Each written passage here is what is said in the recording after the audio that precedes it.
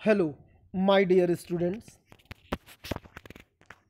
In this video, I'm going to tell you the objective criterion decided by the Central Board of Secondary Education, means केंद्रीय माध्यमिक शिक्षा board, that is for class 10. जैसा कि आप सबको पता है कि क्लास 10 बोर्ड एग्जाम्स 2021 कैंसिल कर दिए गए थे कुछ समय पहले, और उनके मार्क्स को लेके बोर्ड ने कहा था कि वो कुछ इंटरनल वो ऑब्जेक्टिव क्राइटेरियन बताएंगे, कुछ पॉलिसी देंगे. तो वो पॉलिसी क्या है, that is today I am going to discuss, and this is the summary only. मतलब जो उन्होंने बताया उसकी समरी फिलहाल हम आपको पेजेस भी दिखा रहे हैं, शेयर भी कर देंगे डिस्क्रिप्शन बॉक्स में, तो you can read and understand. लेकिन सबसे पहले कुछ चीज़ें हैं, कुछ पॉइंट्स हैं जिनको हमें डिस्कस करना है. ये जो मार्क्स का एवोल्यूशन होता है किसी भी एग्ज़ाम में, किसी भी ईयर में 100 मार्क्स में होता है पर सब्जेक्ट, 100 मार्क्स, जिसमें 20 मार्क्स इंटरनल असेसमेंट होते हैं conducted by the schools, and 80 marks that is the for theory paper. अब सवाल उठता है कि 20 मार्क्स जो इंटरनल असेसमेंट्स हैं वो स्कूलों ने ऑलरेडी भेज दिया है. वो कितने भेजे हैं that is depends on the school. Her students का हर स्कूल ने भेज दिया है बोर्ड को. 20 मार्क्स में minimum in my views that is the 16, 17, 18, मतलब मिनिमम लोग नहीं देते, मिनिमम 16 से नीचे नहीं जाते हैं क्योंकि अपने ही स्कूल के बच्चों को कम नहीं दिया जाता है. तो 16, 17, 18, 19, 20 इस तरह से क्राइटेरिया बना के 80% और अबव 80% मार्क्स डिस्ट्रीब्यूट कर दिए जाते हैं, दे दिया जाता है. तो 20 मार्क्स तो okay, that is no problem, but only for 80 marks, this objective criterion only for the 80 marks.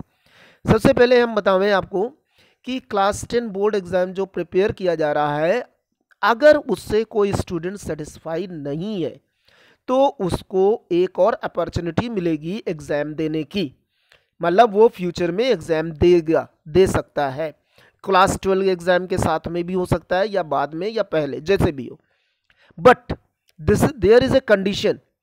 Condition क्या है कि जब भी ये एग्ज़ाम में कोई स्टूडेंट बैठा अपने सेटिस्फाई ना होने से, इस मार्क्स से जो अभी बोर्ड देने जा रही है, तो उसको वही मार्क्स मिलेंगे जो उसने एग्ज़ाम में पाएगा. यानी कि फ्यूचर में रिटन एग्ज़ाम होगा तो उस रिटन एग्ज़ाम में जो मार्क्स पाएगा बस उसके मार्क्स ही उसको अलॉट किए जाएंगे, वो चाहे कम हो या ज़्यादा हो. तो बहुत सोच समझ के बैठना है एग्ज़ाम में आगे. मतलब ये पहले आप देख लीजिए कि आपको अपना सेल्फ स्टैंड खुद मालूम होगा कि आप कितने लेवल में हैं, आपके मार्क्स क्या आ सकते हैं. तो उस हिसाब से आप लोग देखिएगा जब रिज़ल्ट आए. फिलहाल रिज़ल्ट सबका आएगा शुरुआत में, उसके बाद ही जो बच्चे नहीं देना चाहते वो बात की बात. ओके. अब इसके लिए उन्होंने क्या किया कि एक मतलब कि अनबायस्ड एक पॉलिसी बनाई है, एक फेयर और अनबायस्ड पॉलिसी है, जिससे कि बच्चों के रिज़ल्ट के ऊपर कोई फर्क ना पड़े, कोई चैलेंज ना हो. दैट इज़ वेरी इसी दैट इज़ वेरी मतलब कि you can say the very fair and unbiased by the board. स्कूलों को भी ये कहा गया है कि इट इज़ वेरी कॉन्फिडेंशियल.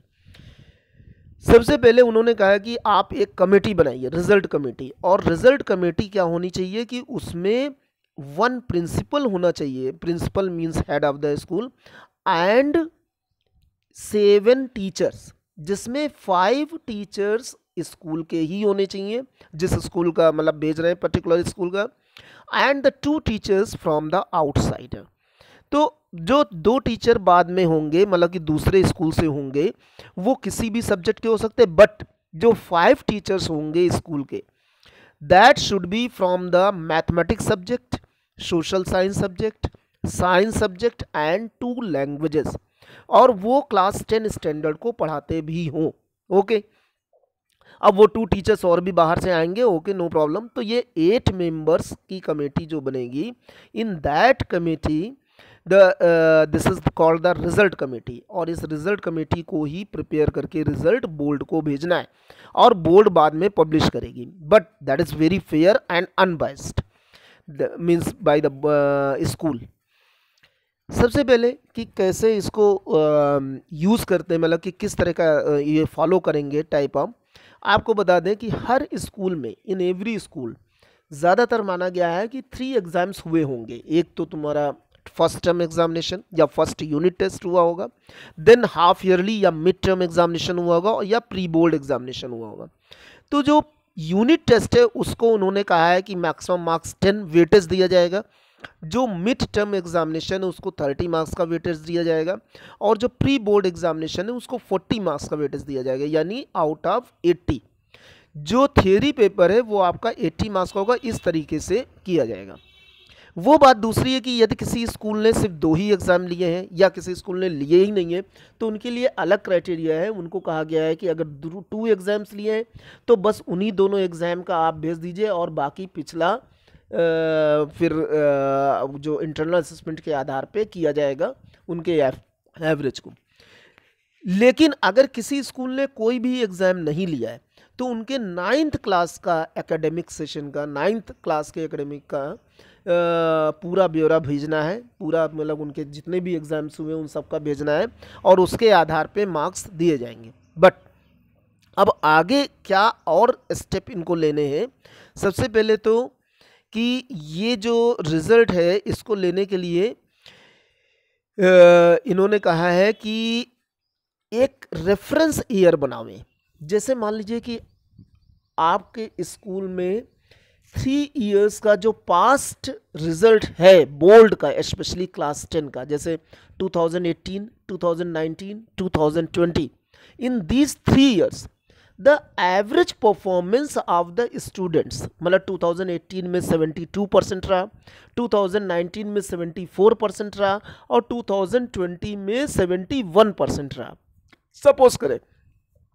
तो इसमें जिस ईयर का average performance of the students वो सबसे ज़्यादा रहा हो उसको बेस ईयर माने, यानी रेफरेंस ईयर, उसी के आधार पे मार्क्स को दिया जाएगा। तो यहाँ पे जैसे 2019 में 74% स्टूडेंट्स का रिजल्ट रहा है, मतलब कि ये एवरेज परफॉर्मेंस रहा, तो 74 इस ईयर के मार्क्स को बेस ईयर माना जाएगा, रेफरेंस ईयर माना जाएगा। और फिर उसके बाद में सब्जेक्ट वाइज मार्क्स असेस किए जाएंगे बाय द स्कूल फॉर 2021, और इनका रेंज +- 2 मार्क्स ही होगा obtained by the school in the subject in the reference year. जैसे फॉर एग्जांपल मान लीजिए कि मैथमेटिक्स में उस साल 75 मार्क्स थे किसी के, मतलब एवरेज मार्क्स तो 75 मार्क्स है। अब उन 75 मार्क्स मतलब एवरेज परफॉर्मेंस ये रही है, और 75 +- 2 किया जाएगा, यानी 73 से 77 मार्क्स ही रेफरेंस ईयर को लेकर के चला जाएगा, और यही मार्क्स अलॉट होंगे। तो इस तरह से ये दिया जाएगा average school assess by the 2021। और ये जो for all the 5 main subject should not exceed the overall average marks obtained by the school in the reference year, मतलब जो 5 मेन सब्जेक्ट में दिए जाने हैं मार्क्स, जो mathematics, social science, English language और ये, तो इसमें पूरे का overall average marks bye a particular student by the particular school जो रेफरेंस ईयर दिया जा रहा है उस रेफरेंस ईयर से एक्सीड ना करें। Okay, should not exceed. उसके बाद अगर किसी स्कूल के पास सिर्फ 2 ही साल का डाटा है तो best performance out of 2 years निकाला जाएगा और उसी को रेफरेंस ईयर माना जाएगा। इसी तरह यदि 1 साल का है तो उसी को ले लिया जाएगा। Okay, this is no problem.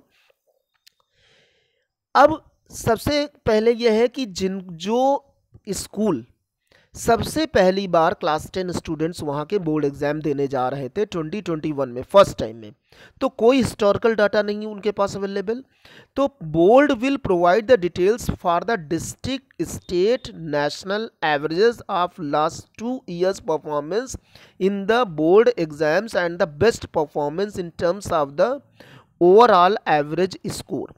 तो 2 साल के वो डिस्ट्रिक्ट मतलब किस डिस्ट्रिक्ट का है, उस डिस्ट्रिक्ट का, स्टेट का नेशनल एवरेज लास्ट 2 ईयर्स का निकालेंगे और उसको लेकर के चला जाएगा और उसी पे रिजल्ट बनेगा.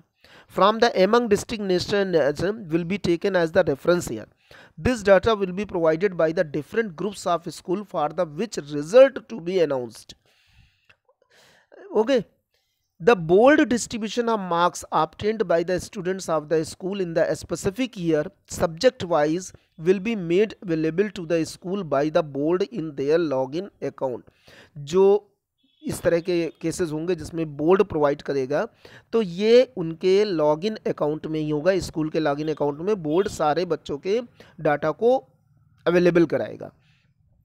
एक बार जब ये रिजल्ट कमेटी फाइनल कर देगी तो वो फिर बोर्ड नहीं चेंज करेगा.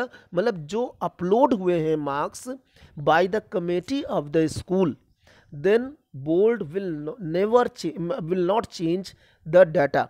और बोर्ड ने ये भी कहा है कि अपलोड करते समय किसी भी तरीके की यदि कोई मिस्टेक हुई नंबर को मार्क्स को चढ़ाने में स्कूलों की तरफ से, then board will not correct any type of data in future. कोई भी मार्क्स को करेक्ट नहीं करेगा क्योंकि ये इन्होंने कहा है सिर्फ एक बार, मतलब ये जो है कि डाटा सही चढ़ाया जाए और इसका कोई करेक्शन नहीं होगा. ओके. तो अपलोड करते समय बड़ी सावधानी बरतनी है क्योंकि इसमें लिखा हुआ है to facilitate this and make it easy for school, CBSE will prepare an online system in which school can enter the marks and check whether the marks allocated are in the conformity with the historical distribution. In case there is a mismatch, then the result committee shall have to revise the marks. ये इन्होंने बताया है कि as the case may be as per a consistent and objective criteria which should also be documented at the rationalized document. अगर किसी भी तरीके का वेरिएशन होता है रिजल्ट में, जो भी मार्क्स दिए गए हैं और रिजल्ट का जो पास्ट परफॉर्मेंस है स्कूलों का, अगर किसी तरह का वेरिएशन होता है तो फिर बोर्ड उनसे क्वेश्चन पूछेगी. मतलब ये एक क्वेश्चन उठ जाएगा स्कूल के ऊपर. तो बहुत सावधानी बरतनी है इन दिस केस. अगर किसी ने किसी भी due to skewness of result the result committee find there unable to fit the marks in distribution given, it may decide to give weightage to the student performance in class 9th and other periodic evaluation including project based which are an objective measure of the academic performance of the student. यदि किसी कारणवश जो है बच्चे का 10th में कोई result नहीं है, क्या एग्जाम नहीं दिया है, तो in that case the school can provide the data, can take the data from the class 9th year. Class 9th के डाटा उस स्टूडेंट का ले सकती है और उसके बाद में उसको अपलोड कर सकती है. तो ये सब्जेक्ट और जो भी है वो रेफरेंस ईयर को लेके चलना है और इस तरह से एग्ज़ाम में रिज़ल्ट बनेगा. अब एक जो सबसे चीज़ है जिसमें हमने कहा था ±2 मार्क्स ही हो सकते हैं, उसका एक एग्जाम्पल भी दे रखा है.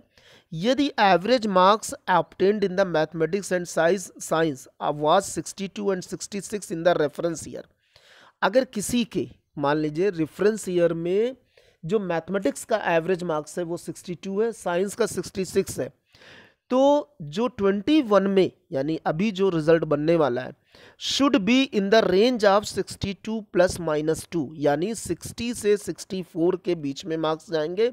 और साइंस सब्जेक्ट में 66 ±2 यानी कि 64 से 68 मार्क्स तक जा सकता है. वेरिएशन अलाउड है, लेकिन इसके और आगे पीछे वेरिएशन अलाउड नहीं है.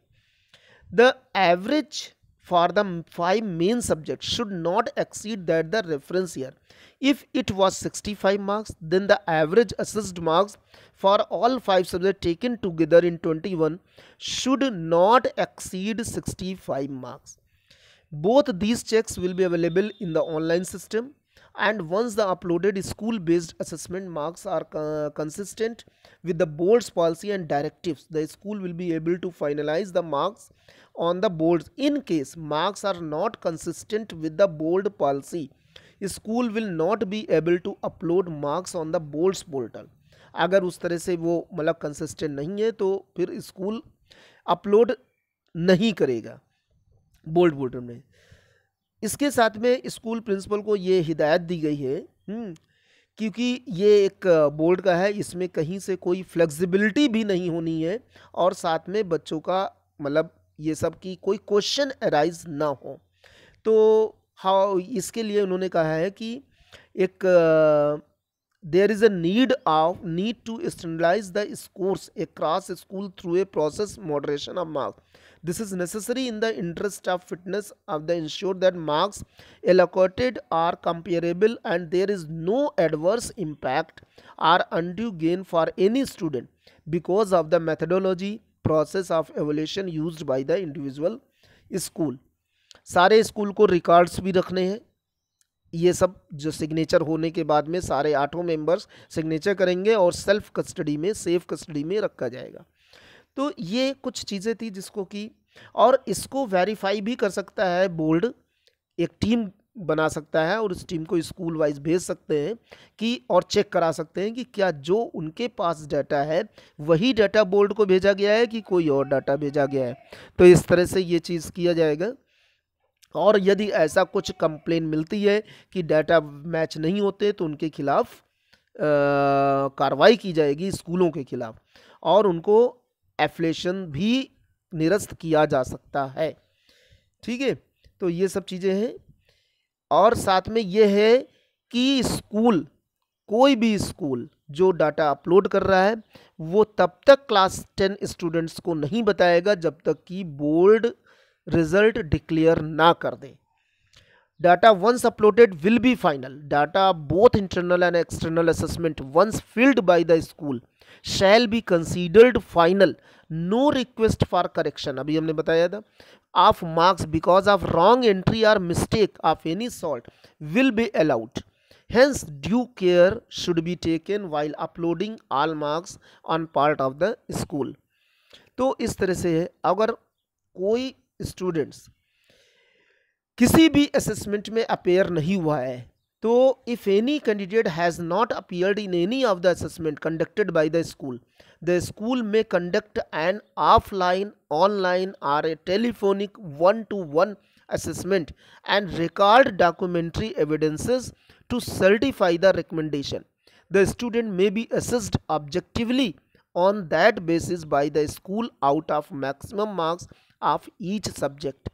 यानी अगर कोई स्टूडेंट ने एग्ज़ाम नहीं दिया है कोई भी, तो स्कूल उस स्टूडेंट से ऑफलाइन एग्ज़ाम ले सकती है, ऑनलाइन ले सकती है, या टेलीफोनिक भी 1-to-1 असेसमेंट ले सकती है, और तब उसके मार्क्स को चढ़ाया जाएगा। इस तरह से ये काफ़ी सारे चीज़ें थी जो हमने आपको बताया।